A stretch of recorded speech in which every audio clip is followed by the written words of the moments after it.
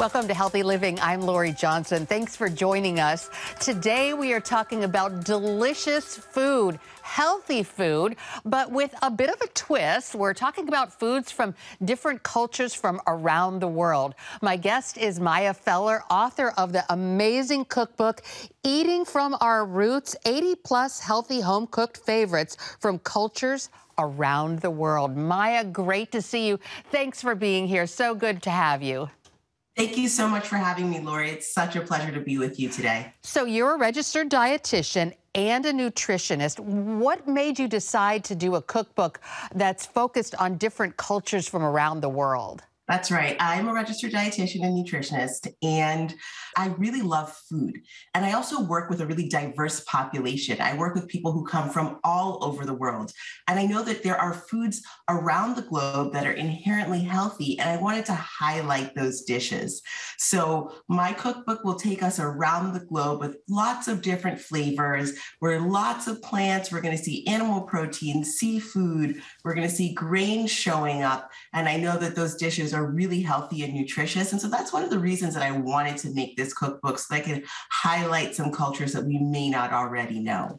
So if you wouldn't mind highlighting some of those cultures. I mean, a lot of us are familiar with Italian cooking, German cooking, Japanese, Mexican, but you kind of go into different cultures that a lot of folks aren't really familiar with. Yeah, so I was born in the Northeast. So I, of course, start there because I want to highlight, where I was born and where I came from. So some of those flavors will be, standard to people who live in the US and they expect them. We also have some wonderful flavors from the American South, some flavors from the center of the country, so the Midwest, and then some flavors from the West Coast. The thing that I always like to say about cuisine from the US is that, people migrate here from all over the world. And when people migrate to a new place, they actually try to replicate the dishes that they made back home, but they have to use local ingredients. So in this cookbook, what you'll see is flavors that may be reminiscent of someone's childhood, but there may be some flavors from other places around the world. So then we go down into the Caribbean because I have family there. And so we're going to get some tropical flavors. There's a lot of seafood, and we're using different types of herbs and spices that might be reminiscent of places like Trinidad and Tobago, Haiti. And again, that's, kind of my background. My husband is Swiss. So I, of course, had to highlight some recipes from Switzerland.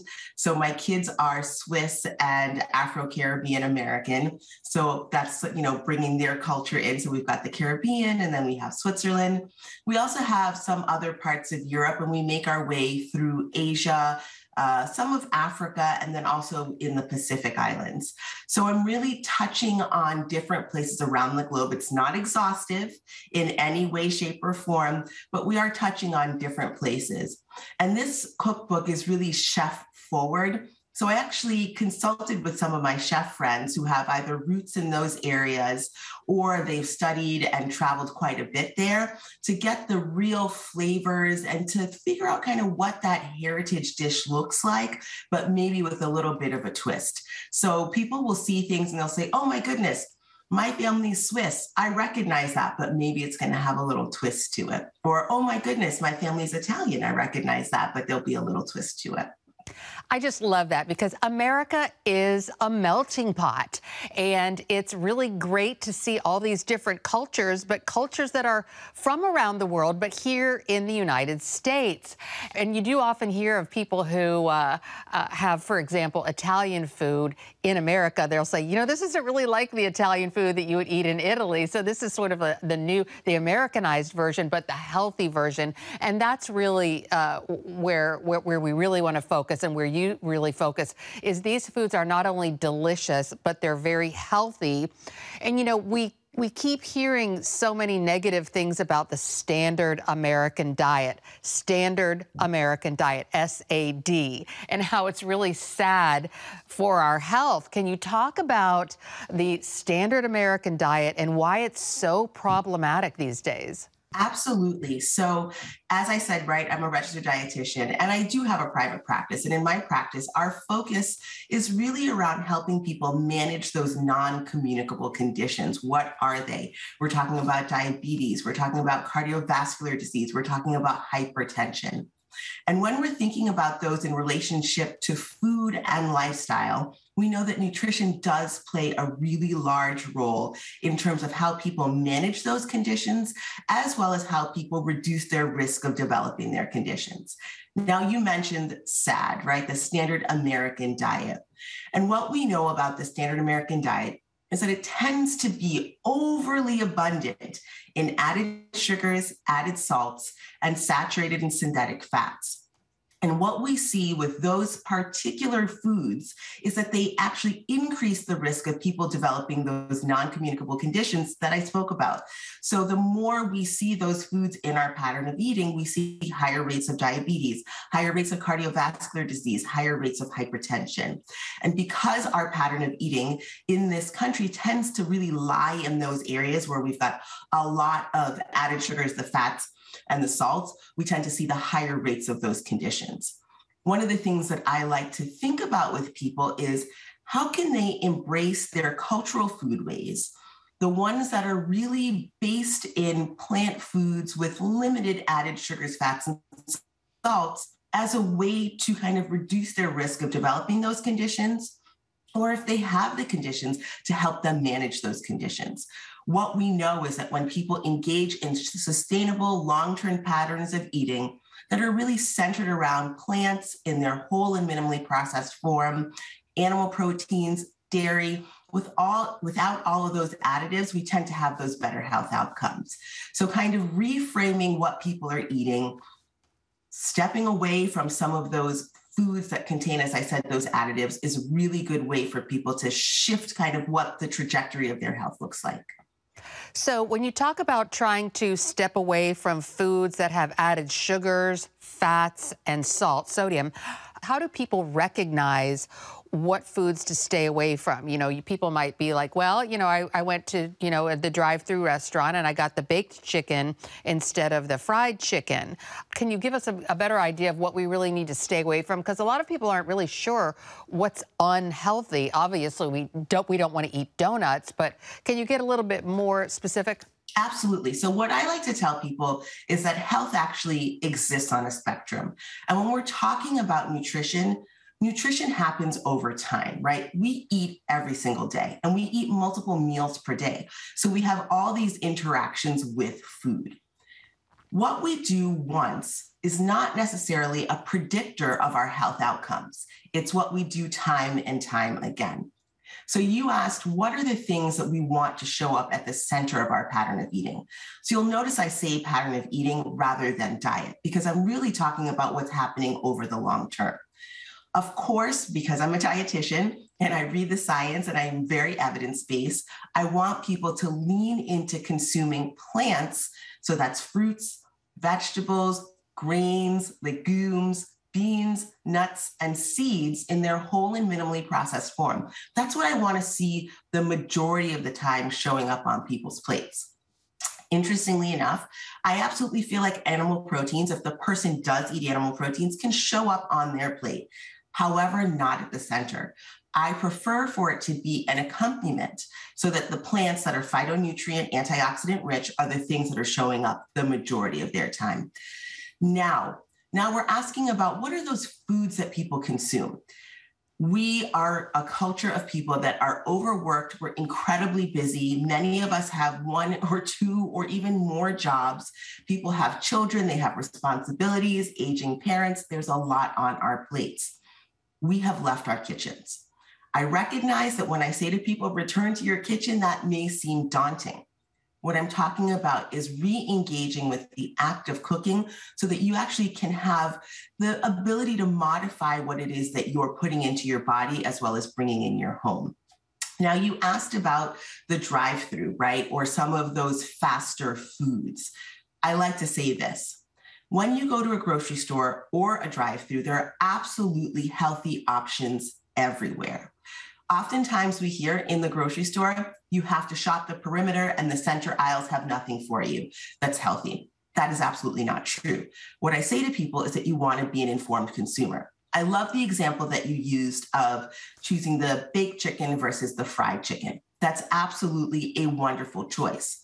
The other thing that people have to remember is that they need to meet themselves in a realistic way, right? So I can't tell someone, hey, listen, I want you to become vegan. Well, that doesn't make any sense. What I can say is, what are the vegetables that you like, and how can those show up in your pattern of eating more often? Meaning, if you do go to that drive-through and they have a choice for a baked potato, or there's a side salad, or there's some broccoli, or there's some string beans, could you add those? Packaged goods are no good for you. What I often say to people is you want to be an informed consumer, and you have to read that nutrition facts label and make choices based on your individual health. Let's say you have hypertension, then you may want to pay attention to the amount of sodium that's on that packaged good and choose something that has 5% or less of the daily value of sodium, because you know it will be a lower sodium option. If you have high cholesterol, you may be looking for things that are rich and abundant sources of fiber. So you're thinking about what are the types of grains and also produce that I can eat to increase my fiber content. And it's the same thing with the packaged goods. You're looking at things that are predominantly whole grain because you know those tend to have more fiber. So really what we're talking about is shifting how people eat and reframing how we think about the word healthy, because it does exist on a spectrum, and it's about choices that you make over time rather than the standalone. Fantastic. We're going to take a break and be right back with Maya Feller. She is a registered dietitian and nutritionist and author of the cookbook, Eating from Our Roots. Stay with us. Welcome back to Healthy Living, and we are talking with Maya Feller, registered dietitian and nutritionist and author of the fabulous cookbook, Eating from Our Roots. So Maya, talk about some of the wonderful recipes featured in your cookbook. Absolutely. So I'm going to start with one of my favorites, Ital stew. So Ital stew was inspired by my many years of visiting the island of Jamaica. My family is not Jamaican. I can't actually remember why we started going to Jamaica, but we fell in love and we went back year and year again. I made such good relationships there and really fell in love with the culture and also fell in love with the food. We stayed at this place called Ital Rest, and it was run by these two people, Jean and Frankie. And one of the rules of the house was that you couldn't have any animal proteins.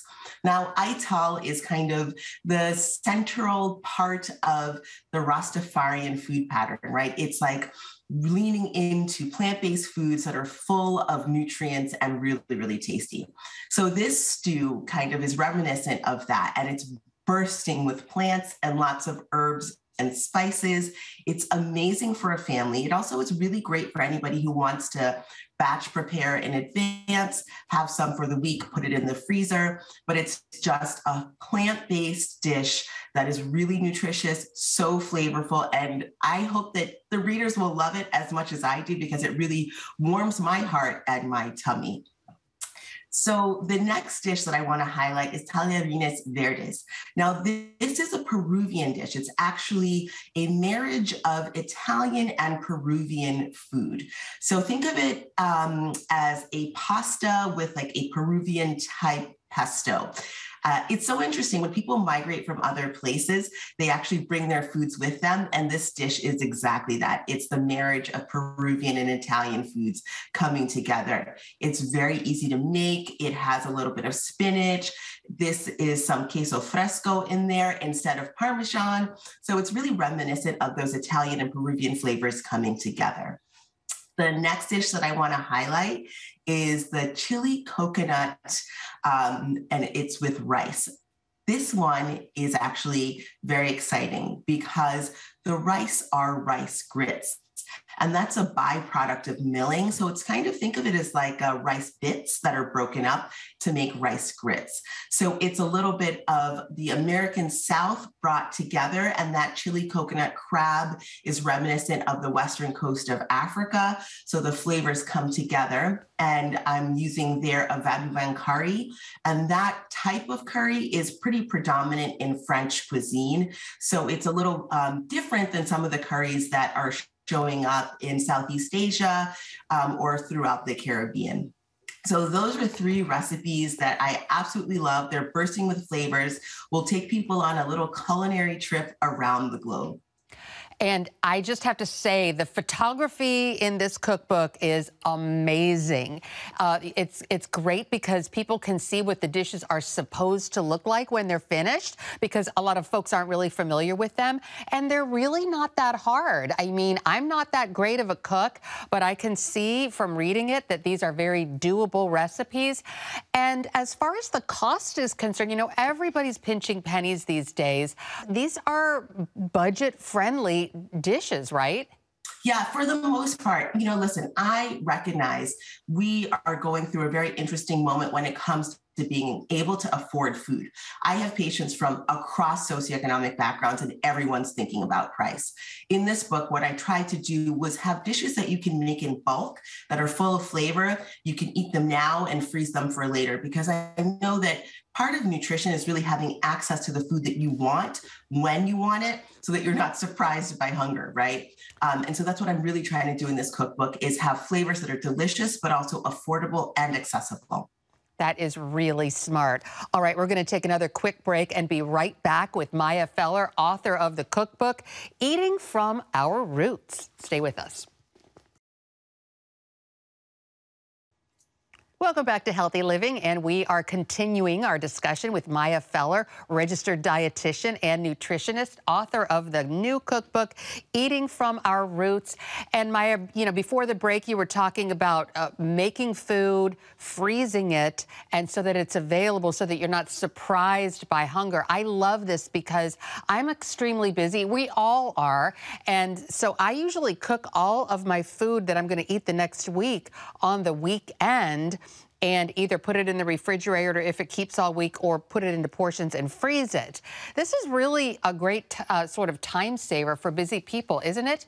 I absolutely think so. So in my practice, we talk to people about what are the ways that you can make it possible to engage in gentle nutrition, and also so that you can feel good about your choices.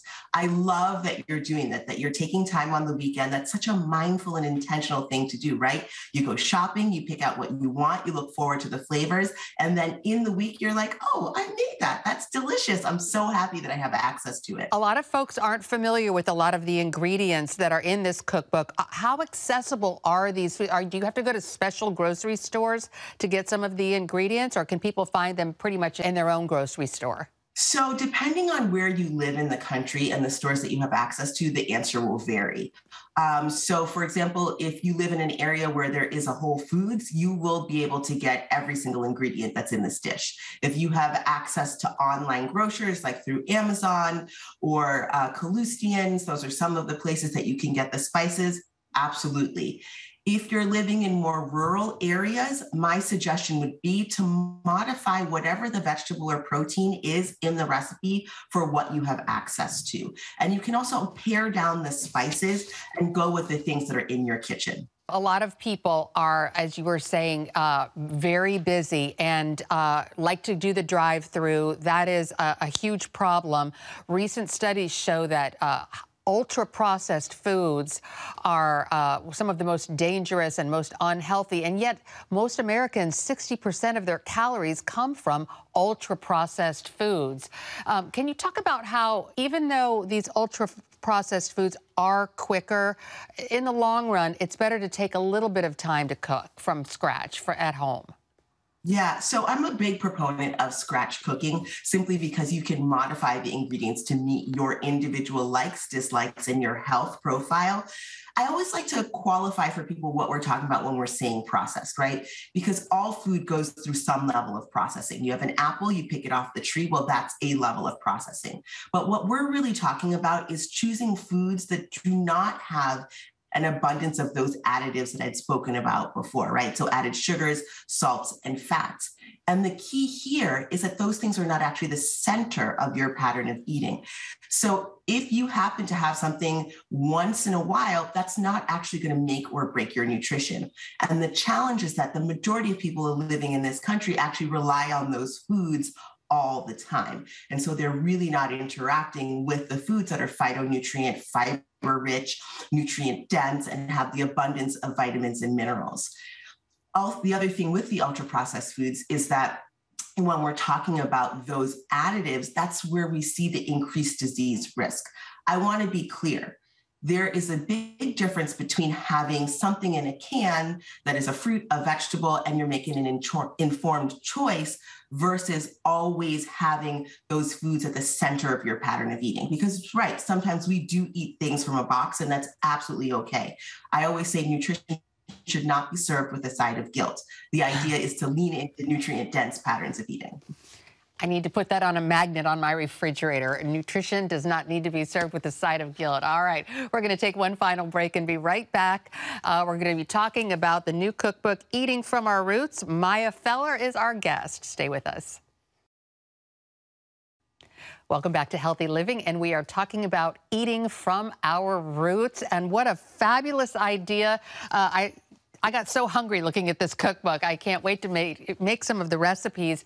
Maya, where can folks find the book and also find out more about you? Thank you. So yeah, you can find Eating from Our Roots wherever books are being sold. You can also go to my website, mayafellernutrition.com, where you can order the current cookbook. You can order the previous cookbook. You can have access to some blog posts. You can follow me on social media at mayafellerrd. You can also find me across various publications where I'm a contributor, or on some of the morning shows where I'm talking about nutrition. So again, you can head to my website, mayafellernutrition.com, and you'll have access to all of the content that I share, and you can follow me on social, mayafellerrd.